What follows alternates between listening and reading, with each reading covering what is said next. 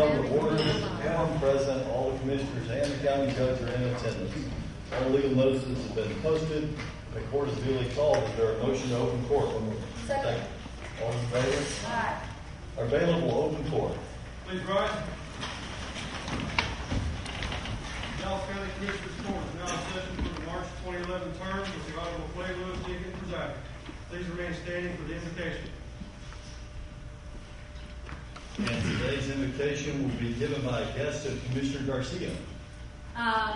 Judge, colleagues, everybody in the audience, it's my honor to introduce today Dr. Timothy J. Wilbur Sr., pastor of Baptist Bible Way Community Baptist Church in Irving, Texas. Dr. Wilbur co-founded Baptist Bible Way Community Church and has been senior pastor for 20 years. He graduated from Southwestern Theological Seminary in 2003 with a Doctor of Ministry and from Dallas Theological Seminary with a Master of Theology in 1991. He received a Bachelor of Science degree in Computer Information System from the Bryan University in 1984. He and his wife, Marion, have been married for 29 and a half years and made their home in Grand Prairie, Texas. They have two sons, Timothy J. Wilbur Jr. and Jonathan J. Wilbur. Please help me welcome a good friend of mine, someone that I'm supposed to recognize for many years, Dr. Timothy J. Wilbur Sr. Good morning to the court. Good morning to all of you. It gives me great privilege and a pleasure to come before you this morning and give you this prayer. I also want to present to the court one of my books, You Can Make a Difference, because I believe that God has put all of you here for such a time as this. Let's go to the Lord in prayer. Our Heavenly Father, who art in heaven, hallowed be thy name, thy kingdom come. Let your will be done in this courtroom as it is in heaven. Lord, give this court daily bread, spiritual bread, dear God. Give them daily guidance, daily wisdom, daily understanding. Give them daily courage to stand up for what is right, honest, and just, so that all of the citizens of Dallas County can have a good, godly, a prosperous life and can live in peace. Lord, we do recognize that we haven't always done what we're supposed to do. We have sinned, come short of the glory of God. We have committed sins of commission. We've done things you told us not to do, and we committed sins of omission. We omitted some things you told us to do. But you have given us this day to get it right with thee.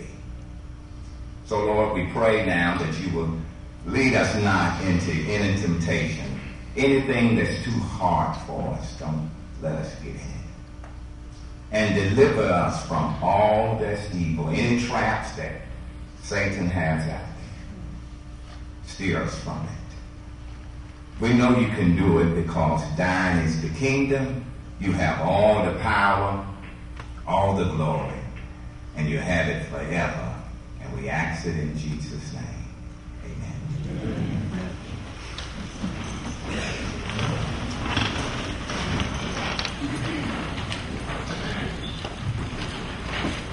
Welcome to this meeting of the Dallas County Commission. We'll consider items on our official agenda, recess for the court's informal work session. Then we'll hear from registered speakers. The court will then convene in closed session to consider items as allowed by law. We have 3 resolutions today. The first is from Commissioner Dickey. Thank you, Judge. And I'd like to ask Mike and Sandy Pappas to come forward.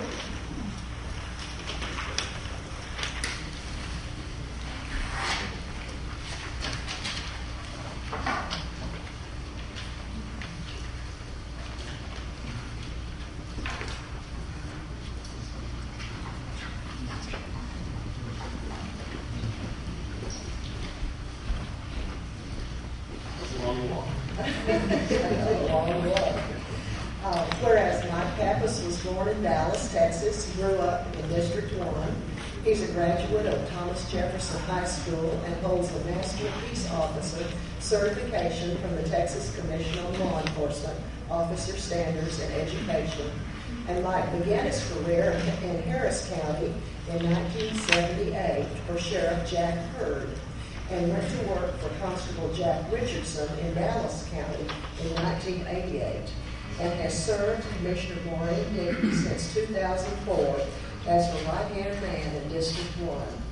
And Mike was elected to the office of Dallas County Constable Precinct 1 in 1992, re-elected in 1996, and again in 2000. As constable, he established the Mental Health APOWW team to assist the mentally ill and chemically dependent individuals in Dallas County, and was recognized by the Texas Association of Counties with the 2001 County Practices and Innovation Award in Law Enforcement. And Mike also served as the family campaign chairman of the North Trail District for the Boy Scouts Circle 10 Council, and he was awarded the Cross and Flame by the Boy Scouts through the Lake Highlands United Methodist Church. Mike has been recognized by the Dallas County Republican Party with an Outstanding Achievement Award, as well as the Republican Stalwart Award. Mike continues today to work actively at the grassroots level in Republican campaigns. Mike has also received the YWCA Volunteer with a Heart, the Community Service Award for his work with NAMI, the National Alliance for the Mentally Ill, and was recognized by the Baylor Healthcare System for his support and commitment to the Baylor Healthcare System Police Department from 1993 through 95. And Mike is currently a member of the North Texas Crime Commission and serves on the Crime Stoppers Reward Committee. And Mike and his wife, Sandy, are parents of two wonderful daughters, Melissa, a graduate of Texas A&M, and Stacy, a graduate of McMurray University. And they have inherited two fine sons-in-law. Mike and Sandy attend Highland Park United Methodist Church. Now, therefore, be it resolved that the Dallas County Commissioners Court and the citizens of Dallas County do hereby congratulate and express their sincere gratitude and appreciation to Mike Pappas for his long years of service to Dallas County, and wish him well in his future endeavors beyond his retirement from county service. And I so move.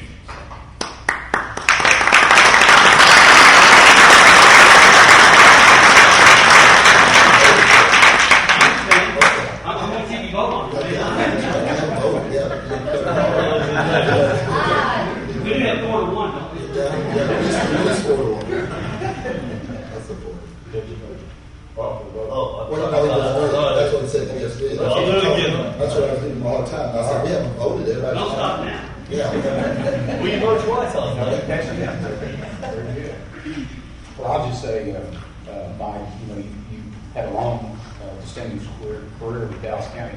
The APAL program probably is a, through the constable's office, I don't think it's been equaled anywhere else. It was a very needed and good program that you put in there. And we appreciate the work that you do with our William Bridge districts and for Dallas County, so thank you. Wish you best.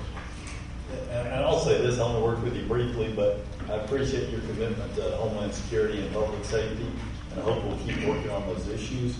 I also think you can tell a lot about the character of people by the kids that they raise. I know his daughter Stacy, and she works at church with my wife, and you're all parents of character to raise such a tiny young lady. Thank y'all so much for your service. I don't know anything about his wife, maybe that's what it is. Mike, I guess I've been around here probably longer than anybody. Remember when you were a constable.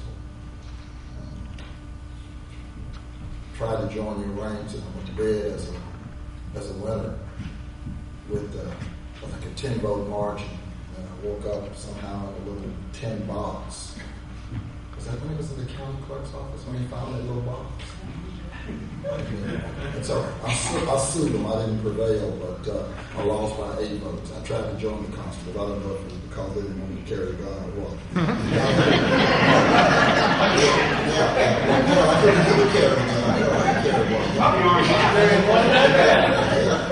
Yeah, bad. Yeah, it's different. You carry a gun, it's bad. Anyway, but I've been around here long enough, and you've brought value to this organization. We usually talk about constables in terms of being less than probably 12% of the workforce and 90% of our legal problems. But we didn't have that, as I recall back in the day. We didn't have those issues. Y'all work cooperatively across lines, even when we put in the Class C, the seats, stay in the districts. Y'all still worked cooperatively. And it saved money. And I appreciate that. You did a whole lot better as a constable than you did as a superintendent, but I'm not Well, I just want to say, Mr. Baptist, thank you so much for everything, for the 20 years of your life that you did in this county. And of course, I didn't get a chance to work with you for a long time. However, I do know how hard you work with the Crime Commission, which is an organization that has been dear to my heart, and I really thank you for that. And I guess I just say congratulations. Hey, I hope you enjoyed your retirement, and please keep in touch. Don't forget about us. Call us when you think we're doing something really wrong. Appreciate your work. I tell you, if you retired too early, because we seem to be offering $25,000. All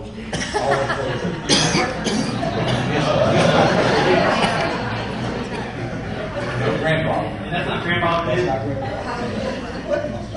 What do we consider? Well, first of all, before I get anything else, let me introduce my wife, Sandy. So I don't forget, this is my wife, Sandy.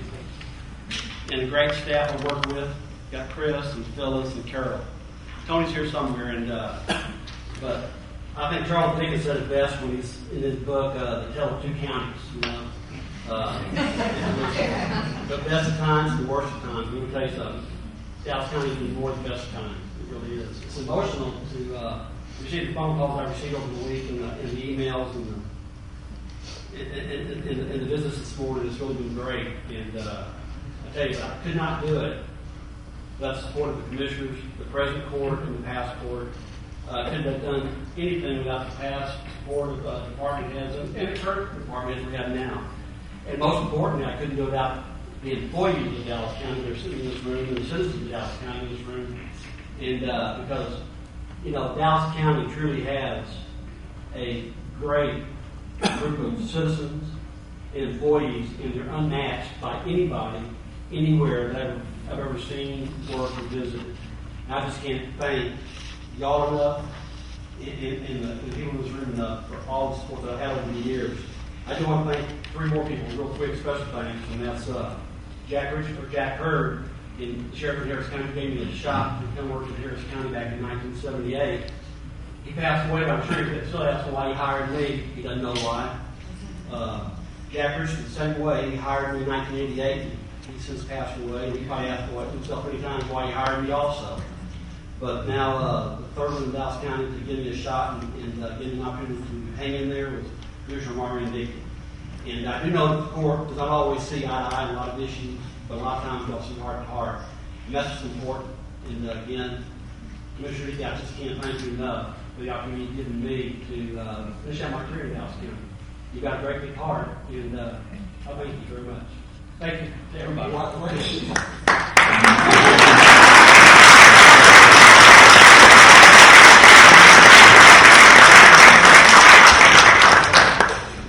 I'll get the last shot. You said it your own way. Thank you very much. Our next resolution will be read by Commissioner Mike Cantrell. Judge, I'm not going to read the resolution that you present at a later date, but it's Cheryl Shaver, who started off with our sheriff's department, went to work for DPD, and then on with a very illustrious career with the FBI, and I'll be presenting that later date, and I'll move this adoption. Those in favor? Aye. Our next resolution will be presented by Commissioner John Martha. Judge, Commissioners, Mr. Thompson and the delegation from the National Kidney come forward. I've had the privilege to not only sponsor all of this resolution today, but to work with these people in the past. And you're talking about a severe impact, as you know, as chairman of public health, and looking at disparities from not only the zip codes that have been designed by the Center for Disease Control, but also by the Texas Department of Health and Human Services. We just finished our 20th Kwanzaa Fest. And the nephrologists, which are the kidney individuals, have been an integral part of all of that. This year we did over 30,000 screenings. In those 30,000 screenings, we exceeded the $1 million mark, given Medicaid rates. For every $1 that our sponsors invested in Kwanzaa Fest, they got a $14 value return. And kidney, I didn't realize until a couple of years ago, as part of the District 3 Public Health Advisory Committee of the Public Health, how expensive kidney screening is. I'm talking about over $1,000. Regardless of your copay, your deductible, it's $1,000 to get a screening. And they screened at the Kwanzaa Fest Post report. I think they screened in excess of 150 individuals and referred them to keep kidney. So this resolution today, you see the numbers. It talks about the number of people who are waiting for a kidney transplant, over 83,000. It talks about the fact that 367,000 people depend on dialysis every day just to survive. It talks about 1 in 9 in this country in terms of chronic kidney disease, 26 million people. And so the Dallas County Health and Human Services Department, along with our partners here, we're just basically saying, whereas kidneys are essential to life, that they clean the blood by removing toxins and regulate blood pressure, and more than 500 million people worldwide have chronic kidney disease. And of this number, more than 26 million are Americans, most of whom do not know that they have the disease. And whereas according to the National Kidney Foundation, heart disease is a risk factor for kidney disease, and kidney disease is a known risk for heart disease. Therefore, it's important for those who have one of these diseases to get tested for both. And whereas chronic kidney disease, which disproportionately affects minorities, does not have to progress to kidney failure if detected and treated early. And whereas Dallas County Health and Human Service has partnered with the National Kidney Foundation serving Texas to make early detection of chronic kidney disease possible by offering a free kidney health risk assessment screening this coming Thursday, March 10th, from 10 a.m. until 2 p.m. at the Dallas County Health and Human Services building in the 6th floor of the CFO Tulu Auditorium. And now therefore be it resolved that the Dallas County Commissioners Court, in support of the efforts of the Dallas County Health and Human Services and the National Kidney Foundation serving Texas to prevent kidney disease and improve the health and well-being of individuals and families affected by the disease, and the increased organ donation, does hereby proclaim March 10, 2011 as World Kidney Day in Dallas County, Texas, and along with the partnering agencies, urge Dallas County residents to think about protecting their kidneys and saving their hearts with early prevention, detection, and treatment. And I say, All those in favor? Aye. Motion carries. We will now finish. Your words? yes, Mr. Thompson, please introduce the partners and the delegation. Well, I want to thank the court for this opportunity for the resolution. I'm going to bring up Mark Edwards, who is going to introduce everyone that joined us this morning. But I definitely want to encourage Dallas County Health and Human Services employees and throughout the county employees to come out to the free screening on Thursday and their families. It's very important that we utilize this assessment, we're seeing Dallas County-wide, not only with the obesity issues, not only with issues impacting our young people, is that we're basically getting away from health consciousness, and we have to revigorate that whole process of individuals getting physicals, getting assessments. And one of the first things is Dallas County Health and Human Services partnering with Mark Edwards, the National Kidney Foundation, to be able to provide this free testing on Thursday. So I'm going to introduce Mark Edwards, and I'll let him introduce the guests. Thank you, Mr. Thompson. We are truly grateful to be here this morning, Judge, Commissioner Court, and thank you, Commissioner Price, for the venue that has value. And we're actually, it doesn't stop there at Kwanzaa. Now it's moving here on Thursday at the Dallas County Department of Health, where we'll be providing a free screening on World Kidney Day. To my left is our board chair, Mr. Tom Howe. Behind me is our regional program manager, Liz Birch, and also our program assistant. And we're truly grateful for the partnership with you, Mr. Thompson, and with you, Commissioner Price. Thank you. Thank you, Mom. Did you, Tom, have you had anything you want to say? I just want to thank everyone for bringing kidney disease to the attention of everyone. We spend a lot of time, the staff does a fantastic job trying to go out, the outreach programs, trying to help people identify kidney disease as early as possible. The sooner it's identified, the greater the chance of a good solution. So that's what we're trying to do for everyone. Let me just say, Judge, at Kwanzaa Fest, as I said, in our 20th year, Dr. Lauren McDonald, who's the chair of our partner board, is a nephrologist, kidney specialist, and she brought a number of her colleagues along with the Kidney Foundation, and they were there and were on site. He just talked about some other things that kind of go along with this whole issue of kidney and heart. I think we'd all be well served to be tested in regards to this disease. And again, it's over $1,000 just for you to screen. And they're offering this free to the citizens of Dallas County as well as to our employees. So here we go. Mr. Thompson. And one last thing, this is our first year partnering, and we want to continue that process. So if I could beg 30 seconds to allow us to come up and take a photo up here with the commissioners. Would not mind. This is the first year we're doing it. We'd like to have it as part of our newsletter. I just want to say something because, the numbers are staggering, and thank you so much for the information.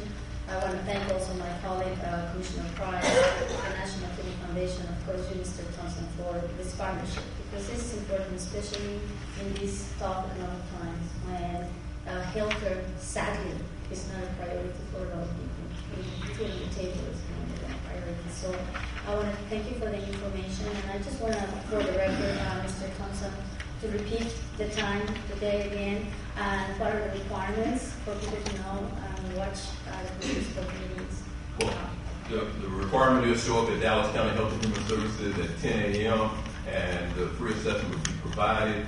It's free, and I think the public should recognize that when you talk about, even when we talk about going to the doctor, if you allow me, you really, when you talk about the expense of this test, a lot of people may be thinking, and of course Mark and the staff can talk about that they're actually being tested, and it may not, this may be questions you need to ask your medical provider, but this is a very expensive test. And so being able to provide it to Dallas County residents and to our employees is real critical, because we realize that we see the dialysis businesses open up.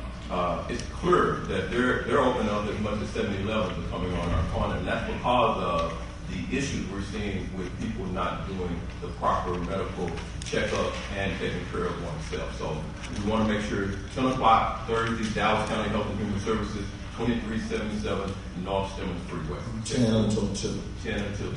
10 until 2. Thank you. Okay. Yeah, good job.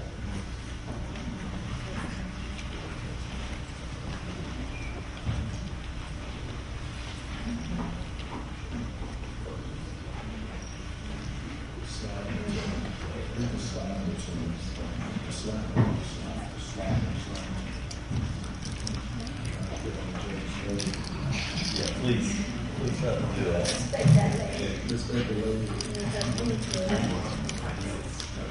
Shut up. Water. Water bill. Give it kidneys.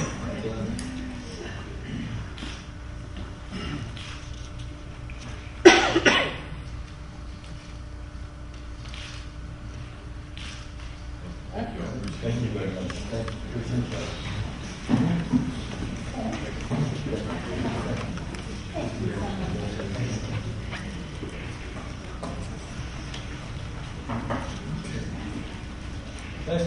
Next, we will move to our consent agenda. Is there a motion on the consent agenda?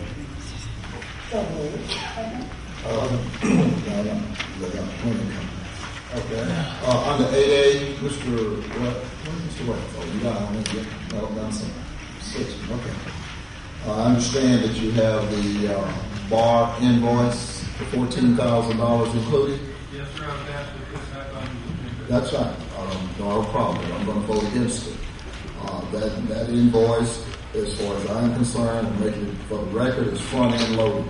$14,000. I do not see that in terms of value of service. I asked for the CD. I looked at it. I went through it. I pushed it back up to the attorney. And Ms. Porter, I know you get placed in a very awkward position in terms of how we validate it.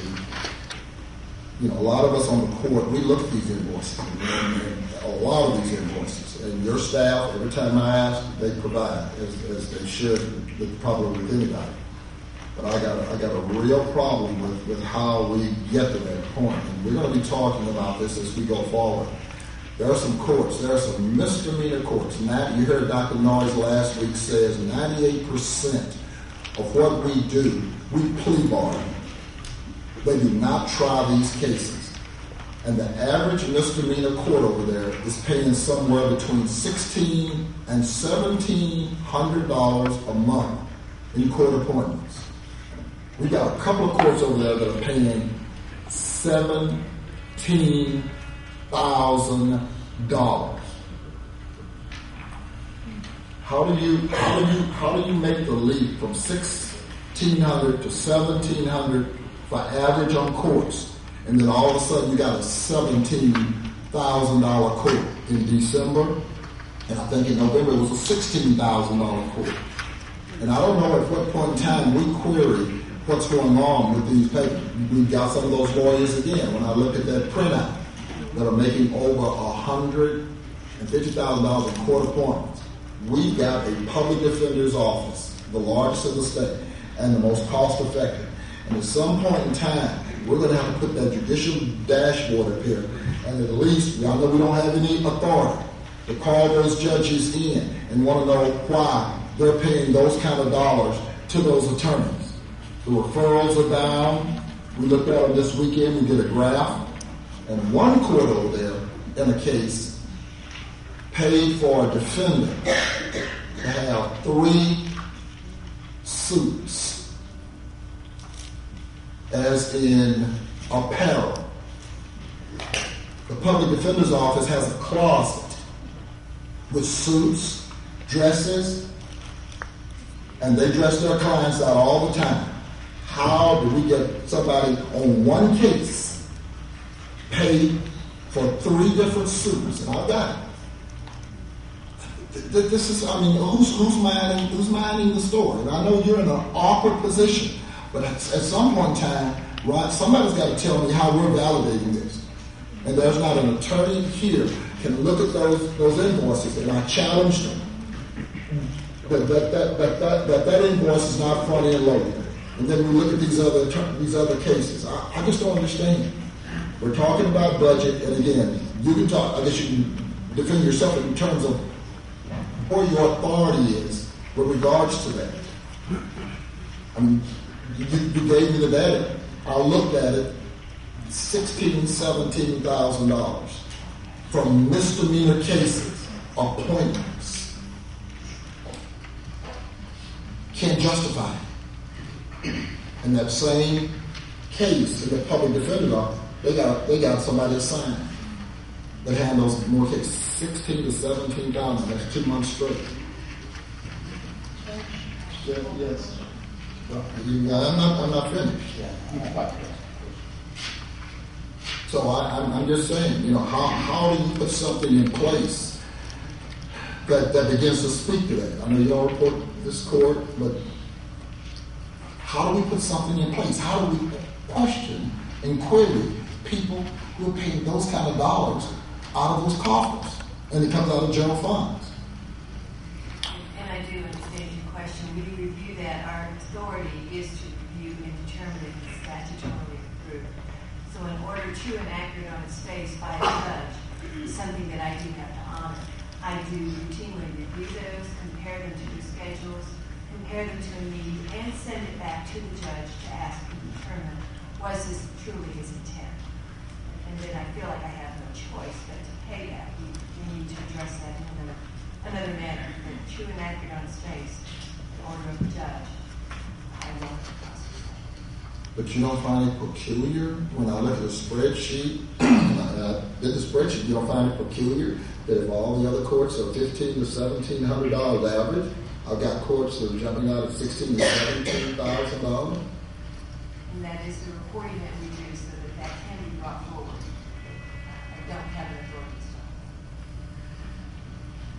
to With regards, Commissioner Cantrell, I believe, and then Commissioner Dickey had something.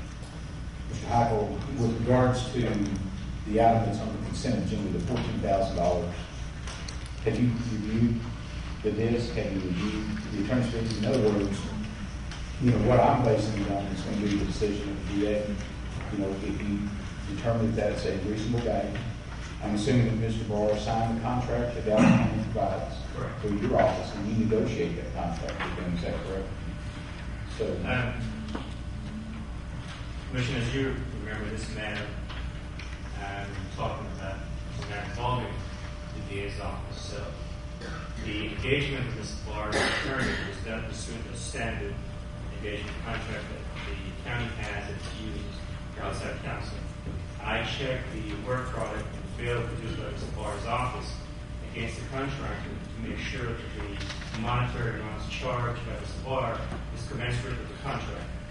As you know, in any situation involving an attorney's fee, the question is always whether or not the work is reasonable, and that's always the question that's litigated if there's a lawsuit ensues, because it's a factual inquiry. So what we do in the DA's office is to make sure that the work that's produced, the fees, the rates that's charged, is in concert with the contract.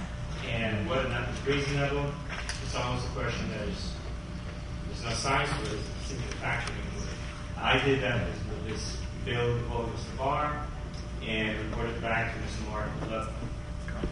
One can ask some reasonable questions about this bill, but ultimately the work was done as evidenced by the work product, and the rates charges commensurate with the contract. And that's what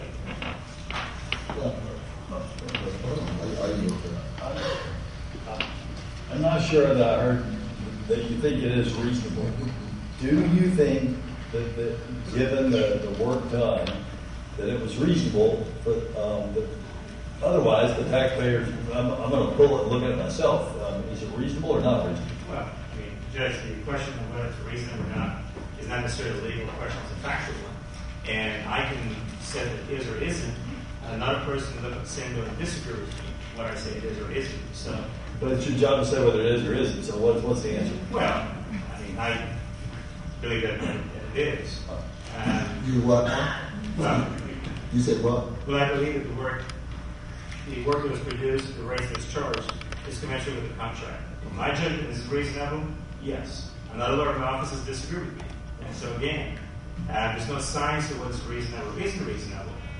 5 lawyers can look at and come with 5 different opinions, and that's the issue with any attorney bill. Let me just ask you: do you think it was front-end loaded? One can certainly make that argument, yes. Bob, did you look at it? Yes, it's not front-end loaded. There was a lot of work done at the beginning to get everybody up to speed. There was one day when we asked Luke Bradley to drop what he was doing and work on this, applying the Arthur-Anderson factors that the Supreme Court requires and the state bar rules require. This is a reasonable fee. The work was performed. It was performed in accordance with the contract. The first bill we got from them was not in accordance with the contract. $17,000 13th of November, I asked John Barr to redo the bill so that it was in conformance. They had billed at the wrong rates, and they had billed for inter-office communications. They had not specified enough detail. The November 30th bill that I asked for conforms to everything in the contract, and I don't see any reason that the bill shouldn't be paid. Mr. Price, all due respect, this bill is not front-end loaded in the terms you're talking about in a negative way. There was a lot of work done at the beginning to get everybody up to speed. There were meetings held, and people were going over to Mr. Barr's office and meeting with the attorneys. So yes, there's a lot of billing at the beginning, but that's because that's when the work was done. I mean, front-end loaded is a negative term, but I know what you're talking about, and some firms do that. But this bill is not one of those bills. I'm sorry, go ahead. Let me ask you, I guess what I'm saying is that based on everything I read when you sent me the CD, are you telling me that a lot of that work hadn't already been performed? Well, they were reviewing past documents. Exactly. The documents that were, they charged for reviewing documents. They didn't charge for preparing documents. There's that CD that I sent you, if you printed it out, would be a stack about a foot high. It was. So, you don't go through that in a moment. Well, let me just say to the court, I didn't go through it in a moment. It took me 2 weeks to go through it, and I did print it out. And the fact that it took you 2 weeks to go through it is why it costs $14,000 for lawyers to do the work. And I won't say more because I know I'm not going to change your mind. I respect your opinion. Judge, may I have the opportunity to speak? Certainly. This is a bill that's been going back and forth since January, and this was a bill from the past court, the past administration, and at that time, our holy court wanted Mr. Barr to perform this service, and he did, and now we're picking it to death because we didn't like the fact that we had to do it. If there's questions about it, let's get those resolved. This very same argument came up 2 months ago. This man has performed the work. The whole court at that time, the whole court, 5 people wanted him to do this work. He performed the work and he needs to be paid. And one last point, Judge, is we do that with the lawyers all the time. Every member, well, not every member of this court, most of us review every bill. Is that not correct, Mr. Eichel? Yes, sir. And we ask to see those bills, and we go through every bill. No different than past courts. We review the bills, and just like Bob McGrath just said, we take and send a lot of those bills back. This is not the first time. Is that not correct? Yes, bills into question, challenging, revise the court, yes. And one last question for me, Gordon. From that first bill that was reworked to the second bill, did the dollars change any? Did they charge less the second time? Gordon never saw it. Correct. Okay. Then the dollars did not change. They came out coincidentally somewhere in the same range. The reason being is they had 2 lawyers, one of which they were billing at $300 an hour, the other at $250. I changed and got that fixed to where both of them were billing at $200 an hour. So when you reduce both of them, I'm not sure exactly what it was, but they took away. If you have the printout of the bill. Not in front of you. If you look at the first few items, the contract wasn't signed until October. I believe, the hire date was October 5th. They had billed for time before October 5th. And they had billed for $300 for partners and $200 for associates. Our contract provided for that. And I think what they had done is put both of those in at $250. Then limitations on the research, and then most importantly, the billing for meetings of the attorneys in the firm that we don't. So everybody. But how could you point that out and not have saved the taxpayers' money? I'm not understanding that. I'm sure you did. Well, And I wish I had that first bill, but it was, in my move from the third floor to the fifth floor, it was, if you didn't make the move, I don't know where it is. Yeah. I'm going to ask that. I think what involved and reviewed all of this back in November, and it's now March. It's time to pay the bill. And I'm going to move based on all this. First, let me say this. I believe Mr. Barr was hired. I believe it's a valid contract. I believe the work was performed and he needs to be paid for it. That 300 and 200 are valid rates, but I'm a little uncomfortable at this point with what I'm hearing. So I'd like to go through the CD and the stack over the weekend myself. And I'd ask for a friendly amendment to pull that for 1 week. And then we'll put it back on. Yeah.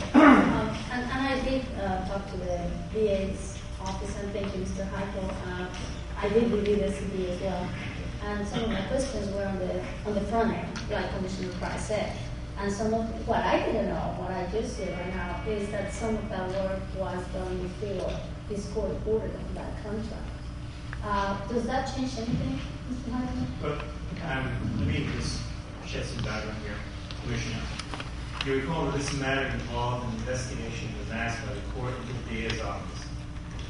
Unlike this matter, any other outside attorney is hired. The DA's office is a routine matter, reviews the bills to make sure that the bills comport with the contract.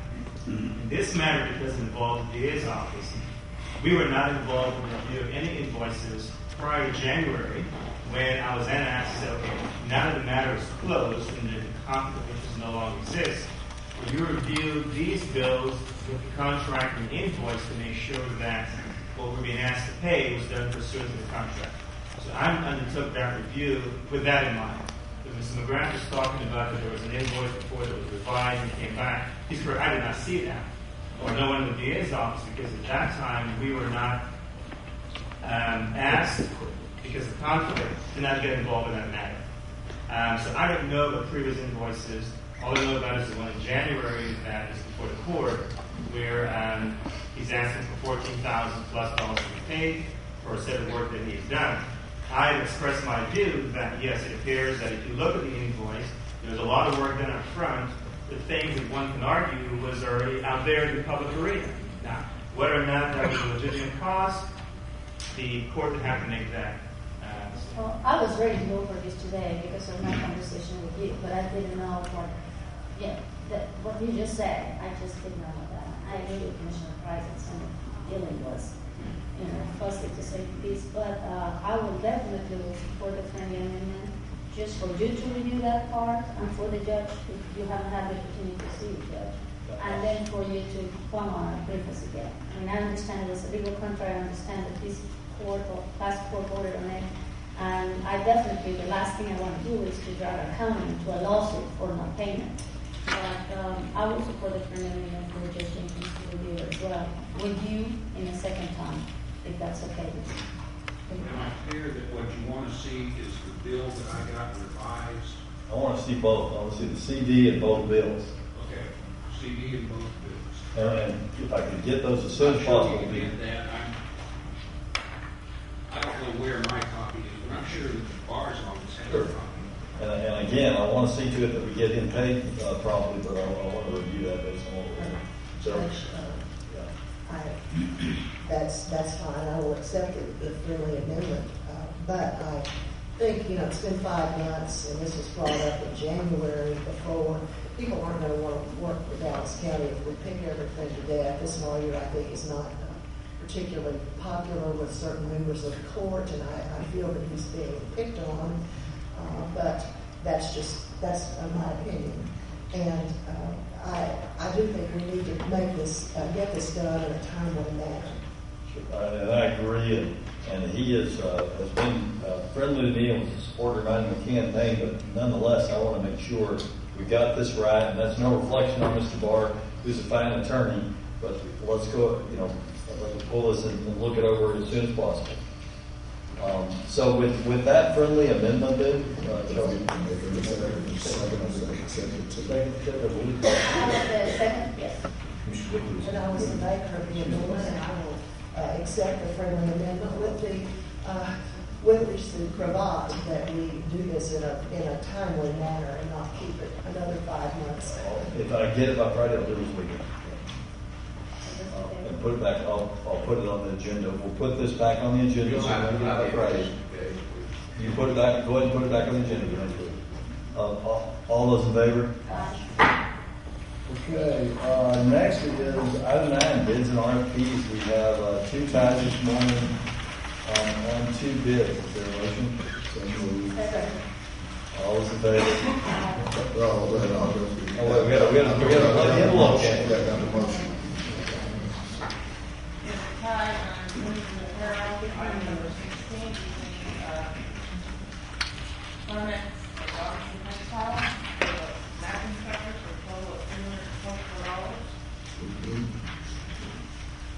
All right. And the Oscar goes to. Just one piece of the What's that? It's just one piece of the Charm Text. The item number 16 is Charm Text. Second tie is between Kathy's Expert and Freestyle Barbershop for annual contract for hairstyles for Headlock and Village.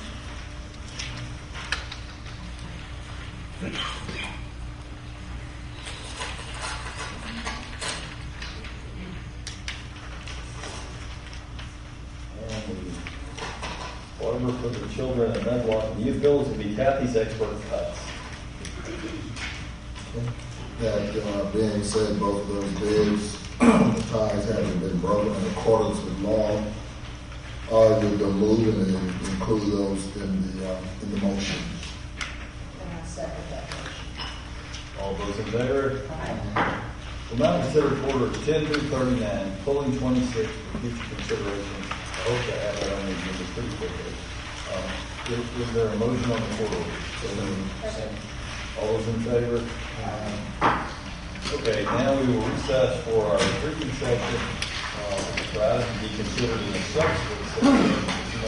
Change to the record also, 81 will be held at control session. Right. I didn't include anyone in my motion. Well, Judge Commissioner, item 1, the reading agenda is actually the addendum, which is sale of Golden Gate property at precinct 1, which is the presentation. Thank you very much, and thank you, Judge. I in the consideration of the budget shortfall that we're facing, and we haven't even started our budgeting yet, really, just for a few weeks, I have offered either the sale of my road and bridge district or that it could be used as an alternate location for Dallas County. This is the road and bridge district, and this is a location for the Master Gardeners, which is the Texas A&M Extension Program, and our county extension program, and they have made this area into it's route-friendly and fertilizer-free environment. They also have the biggest water harvesting demonstration in Dallas County. We also presently have, these are the school children that come out to see the garden, and since this was a bit of controversy last fall, I thought I'd just take a picture of it for those of you who hadn't been out there, and I know some of the folks on the court had.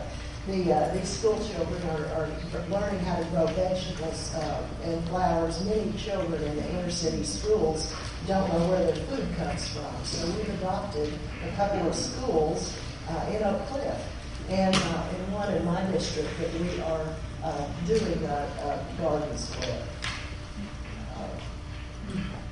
These are the kids planting vegetables, and they're being told how to do it, and then they come back out to see how their vegetables grow. The other piece of this, though, is that we have our automotive service center. And as we have told the Dallas Morning News, and we've talked about looking at services that could be outsourced to the private sector. I have noticed since I've had the automotive service center here that there's very little oversight as far as who's filling up gas There's no video. This is the gas pump. This is a county gas pump. And different constables and county vehicles come from long distances to this rather remote location. I see people that I think take probably half a day by the time they get out there, fill the gas, fill the pump, and go on. I've seen some cars that I really felt were not necessarily county cars, and I found that there wasn't a good handle on whose license plate it was. There wasn't always a good handle on who had just filled up, because although I'm not out at the Road Bridge District very often, when I go, I've seen people that I really would question whether they were county employees or not. So I don't think that it's really very accountably run. This is a gas pump again, and the reason I took this picture is that building in the back is where the secretaries are that keep a list of the gas pumps and the gas that's taken, and they aren't in a position to see who's at the pumps and who's filling up, so they don't always know when I've questioned who did that. This is where we store our tires. Not exactly an efficient operation here. These are the tires that we put on county cars. And go back. So I would just like to suggest to my fellow commissioners that since in the name of saving money, that we look at outsourcing this, getting others to, and I know that in another part of the county, we also have an automotive service center. I would like to suggest that we put an RFP out, a request for proposals out, to have this service for this half of the county done, not in-house, but outsourced, both gas and automotive service, and see if we cannot do it more cheaply without having to pay pensions and benefits for employees, and all of the maintenance and the electricity, etc., that it takes to run a facility. So that's my suggestion. Thank you, Judge, and thank you for watching the presentation. I'd like to say, and visited with you last week, and I appreciate you stepping up and offering this valuable piece of property. This is one of the things I think we're going to brief a little later today about some different looks and things we can do with property. And there are some exciting things we can do with leaseback, with selling property, with giving people the opportunity to lease inside of county buildings that will help us. Yeah, we could. Let me just say this. I appreciate this. I think we've been some of us talking for years about whether we're storing 8-liners or one-armed bandits at $200 a square foot. You know, at some point in time, we got to get to some basic business model. And I think last week, when they talked about assets, we're high on assets and we're short on cash flow. And so that's why I'm going to tell you, Judge, I keep hearing this. It's the second or third time that you kind of, you pushed it up once, but I've heard it before. This whole leaseback thing, and I've watched those meetings and stuff in Chicago and a couple other places, this whole trust thing. I mean, we have at our disposal the ability to take and finance and refinance, properties. And that whole leaseback deal, that whole trust third party, that's a real consternation. I sort of put it on the record. I've heard you say that. You've heard it. You said it. And a couple of other people said it doesn't take a rocket scientist to find out what properties have value. Commissioner get your property there, Joefield Road, right in the road. You get out there in Hutchins, nobody wants it. You can't give it away. And so that becomes the difference when you've got those kind of properties and value. But it's, I think we're going to have to approach this in a way that makes business sense. And just that, and Commissioner, that will go in jump number 7, Shannon talk a little bit about the briefing on sale and lease of our property. I believe you guys have got the email that Shannon talk a little bit about. Yeah.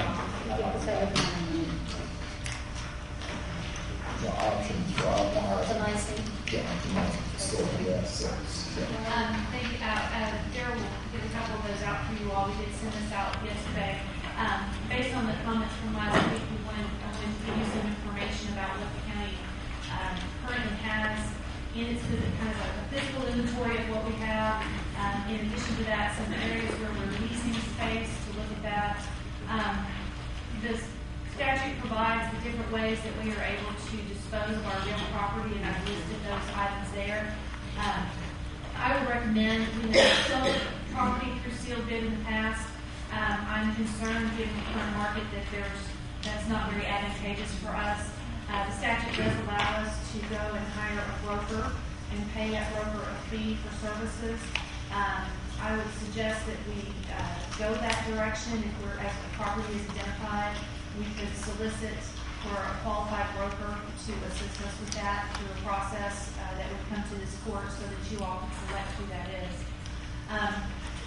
We know that we have, Commissioner Dickey has already discussed the possibility of closing all of her operations there and selling that property, or perhaps using it in another avenue that the county might need to allow us some lease space. We also know that we have a property on Beckley, which has been out for sale, which has not had any interest shown in it so far.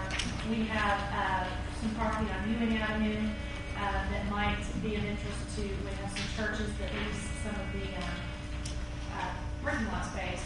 And fairly soon, we will have some property at Parkland, on the Parkland campus, when our new institute building, our institute services move over to their new building on Stemmons.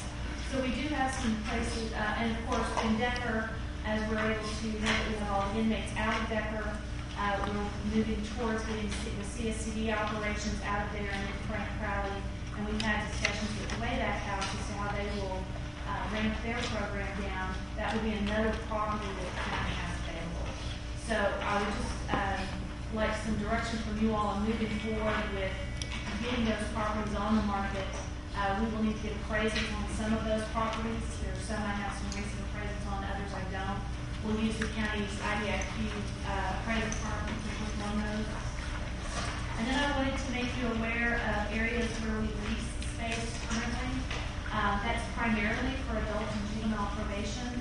The juvenile department has approached us about looking at ways of consolidating their operations so that we can reduce that amount of space that they utilize. The tax office has already brought forward as part of his reorganization, shutting down one of those offices. And as we move forward with the Grand Prairie project, their last leased space will come out. We've talked about in jail sanitation. We've talked about the sheriff's HR program that's on Urban Boulevard, finding some in-house county space to move that in. So we are trying to bring those in and reduce that amount of leased space. And so this was just to make you aware of that. Commissioner mentioned the concept of real estate investment trusts. We have started to have some internal staff discussions on those between legal, financial, budget office, the auditor's office, treasurer's office, just to understand what some of those financial issues may be. I have, in my very brief review of it, have found some instances in California where there was a legislative review of that found it was actually not very advantageous for California.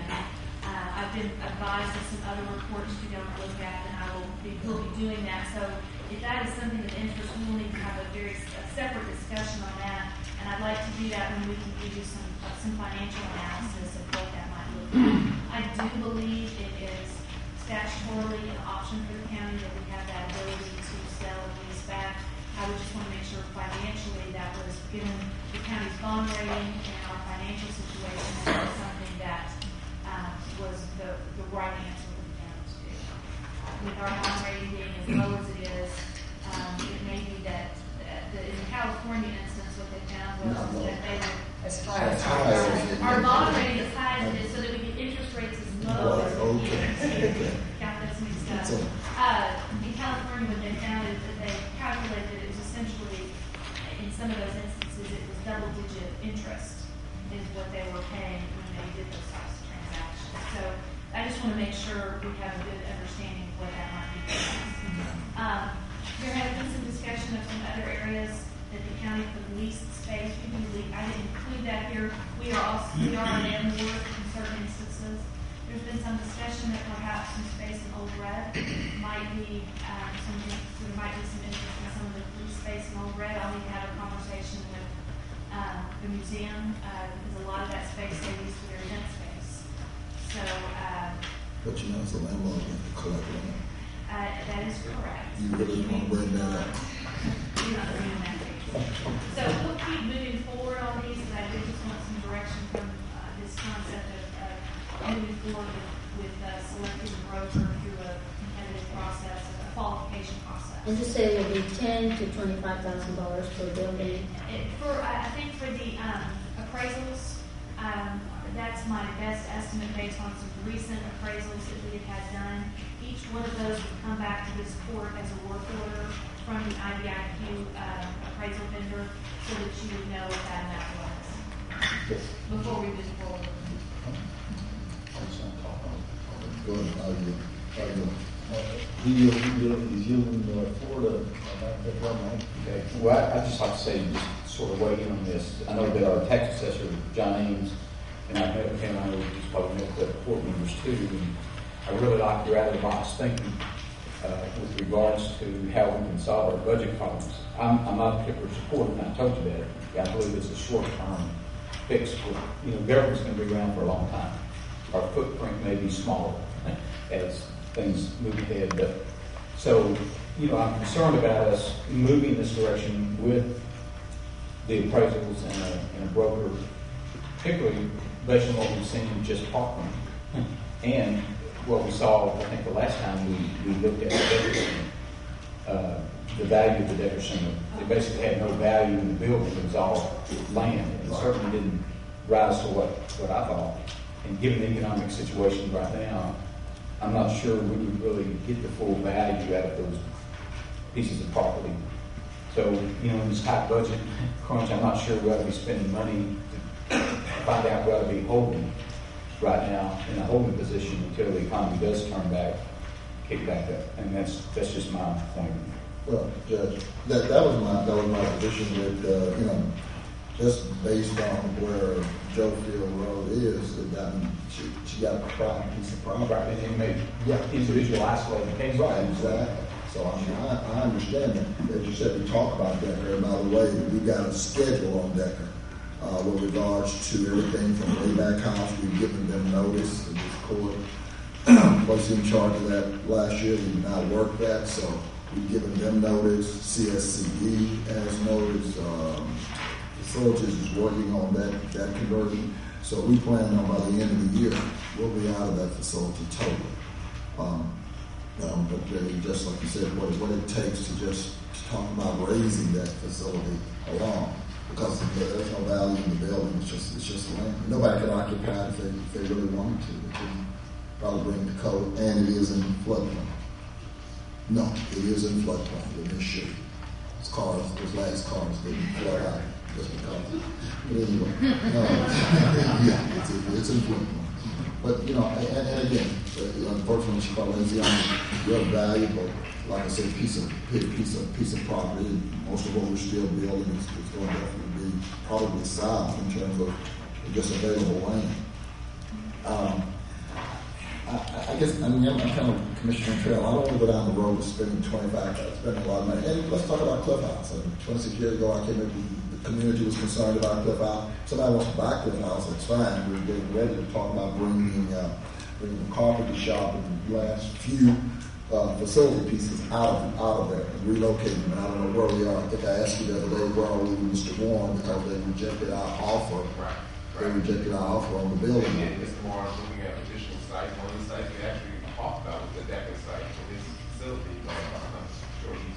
There's a walkthrough scheduled at another potential site later this week. I believe tomorrow at 1:30. And so hopefully, if that's an acceptable site, we need to bring that back to you all to talk about moving forward with that property. It's empty though. You have to remember Decker. We're going to have to keep it up, but it's going to be maintenance costs to keep Decker even empty. So, Commissioner, we just spent $250,000 $25,000 on a new chiller. Right. My point is, I said raise it. Yeah, I didn't say keep it up. I said raise it. You know, and then that I think that's a decision based on what we just placed in there. Of course, we can relocate some of the children, but we can use that money elsewhere. I said raise it. I'm talking about take it down to that money. So. Well, I agree with you about raising it, unless we want to turn it back into the Cabana Hotel. I think you got you're onto something there. We haven't discussed at all my idea of outsourcing the automotive service center, and I hope that the county will look at that as a budget cutting thing. I believe it would save money. I don't think it's very efficient at this stage, and possibly could be more efficient if the private sector allowed to bid on this and do it. Thank you. Commissioner Garcia. Thank you, Judge. Well, I feel very good about staff bringing this forward. When we have 58 different buildings and we need so much space, it's time to think out of the box. And the way we're going to do this is choosing the best facilities, choosing those that we believe can be sold, that we can get some revenue. I know that in these economic times it's hard to do, but I want to commend Commissioner Vicky because she brought a very valuable property to the table that I believe has a good opportunity to be sold. So I'm also very interested about the real estate financial trust. I think it's something that we should look into it, if nothing else. Right now, everything is on the table. And at this point, I think we should look into everything. Commissioner Price, Commissioner Control might be right. Might not be the time. But at least we look into it. At least we have an idea how much it is. And of course, I do agree that spending $10,000 to $25,000 might be something that we should think about. But if the possibilities are there, if the options for buying and buyers that are interested in it. Well, it's out of the box. I mean, we can't say, but let's not think, well, historically we haven't done this. Historically, we've always done things in-house. It's time to think out of the box. And there's no better time than when we're having a huge budget shortfall. And I really challenge the court to look seriously at the idea of outsourcing. Nobody talks about it, if you've noticed that. I'm the only person that's discussed it here. We can't think about what we've historically done. We have to think about what this is the 21st century, and we have to do some new things. Judge, let me just say, in the commission, you have been around long enough, but we believe we've outsourced a ton of things. We've outsourced. Well, not the ASC. Well, we're not. That's the reason we bought the ASC back in with that and gas. It's been out. We bought it back in. That same factory. Yeah, so we've taken a lot of things out and brought them back in. Well, this is the 21st century. It's not. Well, this was in the 21st century. We did this. But anyway, that's okay. But nonetheless, let me just say, Cliff House, Cliff House has a historical marker. Better check it. Yeah, extra fun. Better check and see if we can. Now, I'd love to get rid of the property, but I think it has a historical designation on it, and that makes it. But we did move all of juvenile again out of that particular facility, and the only thing that's left out there now is the carnage. I would suggest that I think the biggest opportunity for us would be to find these lease spaces that we can get out of, because that could be, we have to make sure that we understand the terms of leases, but moving out of those gets us ongoing annual savings. So I think those are very helpful in part of our budget discussion, and I think there's general agreement that in any instance where we can move out of lease space and continue operations and reduce that ongoing annual cost, that you want us to look at those. So I can make those a priority, and then it sounds like then prioritize some of the real property that might be available for sale and bring those back as we identify ones that have a higher value. Sure, I totally agree, but I'm not going to sweep this. Let's don't sweep this outsourcing under the rug. I know nobody wants to talk about it, but I'm going to keep on beating the drum about that, because we have got to look at that. I don't know what happened, before I got here, but dadgummit, we need to look at that. We'll do that. Okay. We have options with fuel main project. Let us come to you with a proposal for outsourcing some of the like repair work and bring it before the court for discussion. We'll do that. I thank you for at least responding to my idea. Commissioner, that's not going to be the only thing we're going to take a Oh, look at. no, I Of course, agree. before we jump into outsourcing, we need to know what are we going to be outsourcing? Because if you share freeway traffic does look like you're dramatically shrinking what your services would be or needed.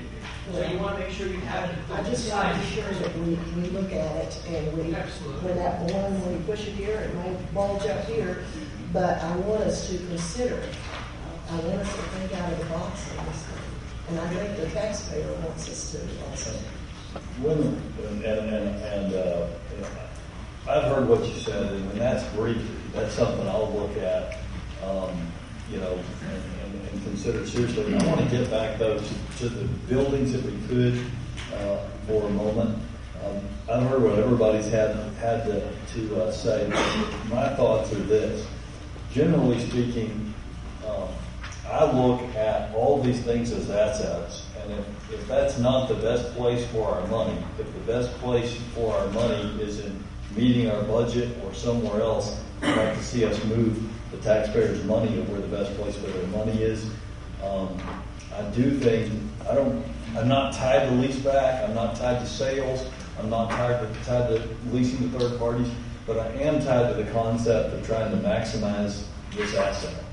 So I'd like for us to move forward and looking for ways to maximize that, whether it be through sale, lease back, getting out of leases, whatever small amount of upfront money you need to see about maximizing that. Good. And I know Chris Thompson's here. I know that we outsourced the heavy duty repair. At one time, we had to bring it back in because it was no cost savings on that. That was one reason. But I'm sure all of that will factor into what we ultimately do. We'll take a look at everything because we've in the past also taken bids related to oil and lube changes, and it shows that we can do it. Same tires. It's time to look at it again. But we also just need to know what the scope and how many vehicles we do. And I just want to close by saying I want to thank staff for bringing all this proposals forward. I think this is the right step in the right direction.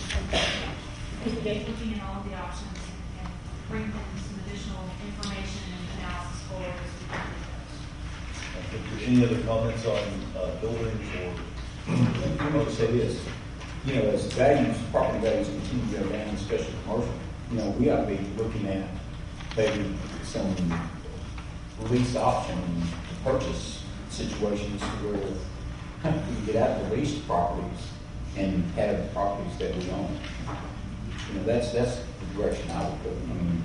Particularly now, given the value. If you look at the commercial property that Parkland we just dealt with, you're talking half the cost.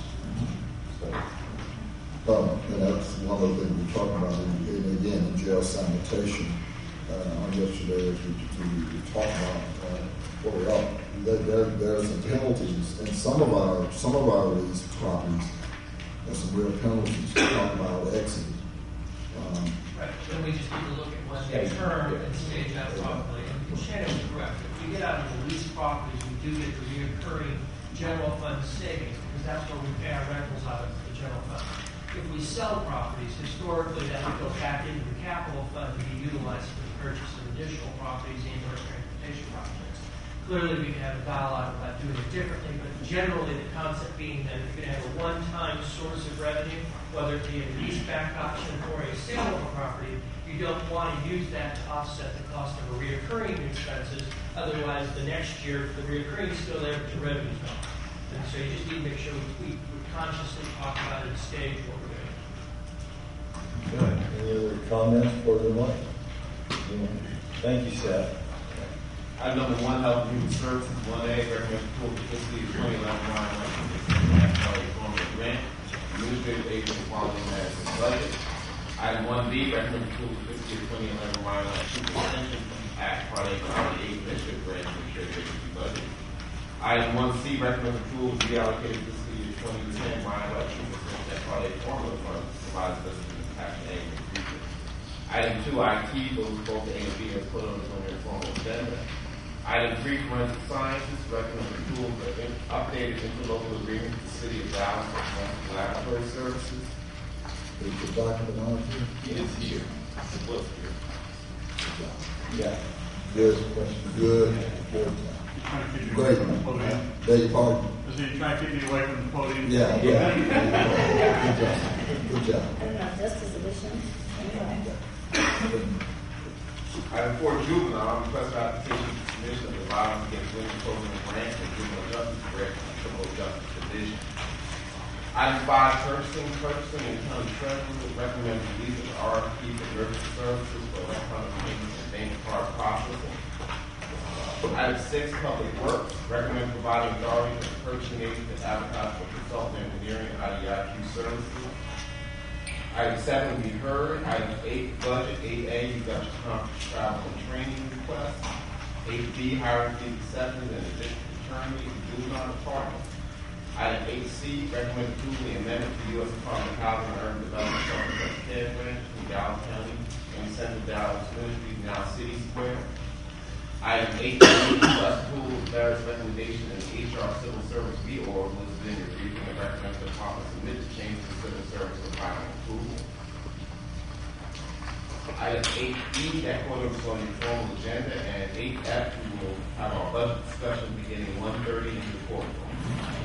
And if there are no questions, If I may just ask the wishes of the court, do you want the table squared up on the legislator, or do you prefer to set up a diaspora? But depending on how many people are going to be here, if they're all in town, we'll just all. Yeah.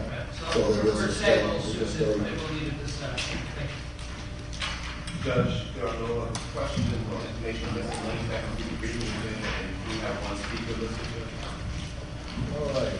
Thank you, Mr. Martin. Appreciate it. The court will now hear from registered speakers. Each speaker has 3 minutes. And the first, and for that matter, today's open speaker is Catherine Thompson. Catherine.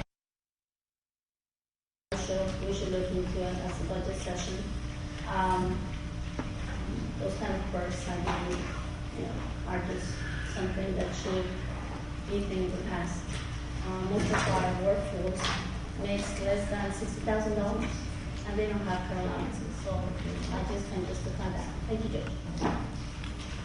Ms. Thompson, if you would state your name and your address. Certainly. Good morning. Thank you for giving me this opportunity. My name is Catherine Thompson.